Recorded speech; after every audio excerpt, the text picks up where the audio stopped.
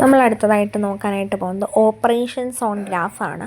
Operations on ഗ്രാഫിൽ ഫസ്റ്റത്തത് union of graph, അതായത് രണ്ട് ഗ്രാഫ്സിൻ്റെ V1 union V2, E1 union E2, എഡ്ജസും വേർട്ടീസസും യൂണിയൻ ചെയ്ത് വരയ്ക്കുന്ന ഗ്രാഫിനെയാണ് യൂണിയൻ ഓപ്പറേഷൻ നടത്തുക എന്ന് പറയുക. അടുത്തത് ഇൻ്റർസെക്ഷൻ. ഇൻ്റർസെക്ഷൻ എന്ന് വെച്ചാൽ കോമൺ ആയിട്ടുള്ളത് V1 intersection V2, E1 intersection E2, രണ്ട് ഗ്രാഫിലും കോമൺ ആയിട്ടുള്ള വേർട്ടീസസിനെയും എഡ്ജസിനെയും വരയ്ക്കുക.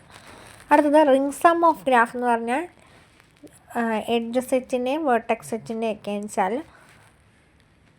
യൂണിയൻ എടുത്തതിന് ശേഷം അതിൽ നിന്നും കോമൺ ആയിട്ടുള്ള എഡ്ജസിനെ റിമൂവ് ചെയ്ത് കളയുക. ഇതാണ് റിംഗ് സം ഓഫ് ഗ്രാഫ്സ് എന്ന് പറയുക. രണ്ട് ഗ്രാഫിൻ്റെയും യൂണിയൻ എടുക്കുക. യൂണിയൻ എടുത്തു കഴിഞ്ഞിട്ട് ഈ രണ്ട് ഗ്രാഫിലും കോമൺ ആയിട്ടുണ്ടായിരുന്ന എഡ്ജസിനെ റിമൂവ് ചെയ്യുക. അതിനെയാണ് എക്സോർ ചെയ്യുക.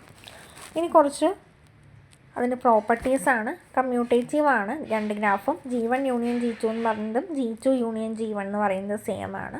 അത് തന്നെയാണ് ഇൻ്റർസെക്ഷൻ്റെ കേസിലും G1 ഇൻ്റർസെക്ഷൻ G2 എന്ന് പറയുന്നതും G2 ഇൻ്റർസെക്ഷൻ G1 എന്ന് പറയുന്നത് സെയിം ആണ്. എക്സോറിൻ്റെ കേസും അത് തന്നെ. G1 എക്സോർ G2ഉം G2 എക്സോർ G1ഉം സെയിം ആണ്. അതുപോലെ G യൂണിയൻ G എന്ന് പറയുന്നതും G ഇൻ്റർസെക്ഷൻ G എന്ന് പറയുന്നതും G ആയിരിക്കും. G എക്സോർ G, രണ്ട് ഗ്രാഫിൻ്റെയും യൂണിയൻ എടുത്ത് അതിൽ നിന്ന് കോമൺ കളയുന്നത് G എക്സോർ G ആണെങ്കിൽ അതൊരു നൾ ഗ്രാഫ് ആയിരിക്കും. അതുപോലെ നമ്മൾ പിന്നെ അറിയേണ്ടത് ഡീകമ്പോസിഷൻ. ഒരു ഗ്രാഫിനെ രണ്ട് കമ്പോണൻസ് മറ്റ് ഗ്രാഫ്സ് ആയിട്ട് ഡിവൈഡ് ചെയ്യുക. G1ഉം G2ഉം സച്ച് ദാറ്റ് ഇവർക്കിടയിൽ കോമൺ ആയിട്ട് മറ്റൊന്നുമില്ല. G1 ഇൻ്റർസെക്ഷൻ G2 5 ആയിരിക്കും. ഇതിനെയാണ് ഡീകമ്പോസിഷൻ എന്ന് പറയുക. അപ്പം നമ്മളോട് ഇവിടെ ചോദിച്ചിരിക്കുന്നത് ഫൈൻഡ് G1 യൂണിയൻ G2. ശ്രദ്ധിച്ചാൽ മനസ്സിലാവും. കൈറ്റ് എഡ്ജസും വേർട്ടീസസും ഒക്കെ സെയിം ആയിരുന്നു.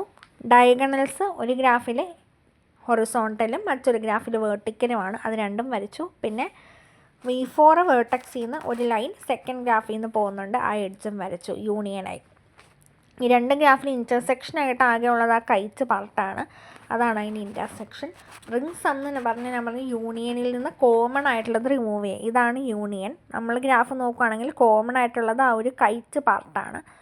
അപ്പോൾ ആ കൈറ്റ് പാർട്ട് റിമൂവ് ചെയ്ത് വരച്ചു. ക്ലിയർ ആയെന്ന് വിശ്വസിക്കുന്നു. നമുക്ക് ഒരു എക്സാമ്പിളും കൂടെ ചെയ്ത് നോക്കാം. ഇതാണ് ഫസ്റ്റത്തെ ഗ്രാഫ്. ഇതാണ് സെക്കൻഡ് ഗ്രാഫ്.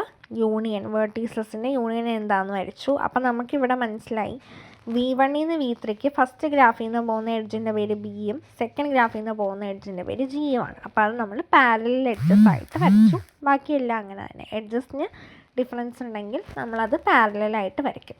ഇനി ഇൻ്റർസെക്ഷൻ. ഈ രണ്ട് ഗ്രാഫിലും കോമൺ ആയിട്ട് വരുന്ന പാർട്ട് ഏതാണെന്ന് വെച്ചാൽ BG എഡ്ജിൽ ഡിഫറൻസ് ഉണ്ട്. ബാക്കി ആ ട്രയാങ്കിളിൻ്റെ പാർട്ട് V1ൽ നിന്ന് A V2, V2ൽ നിന്ന് C V3, അതാണ് ഇൻ്റർസെക്ഷനായിട്ട് വരാം. റിംഗ് സം എന്ന് പറഞ്ഞാൽ നമ്മളിപ്പോൾ യൂണിയനിൽ നിന്ന് ഇൻ്റർസെക്ഷൻ മാറ്റി നോക്കുമ്പോൾ ബാക്കി വരുന്ന പാർട്ടാണ് വരച്ചിരിക്കുന്നത്. ഓക്കെ അല്ലേ? അപ്പോൾ ഇതാണ് ഓപ്പറേഷൻസ് ഓൺ ഗ്രാഫ്സ്. പിന്നെ നമുക്കിനി ഡീകമ്പോസിഷനും കൂടെ നോക്കാനായിട്ടുണ്ട്.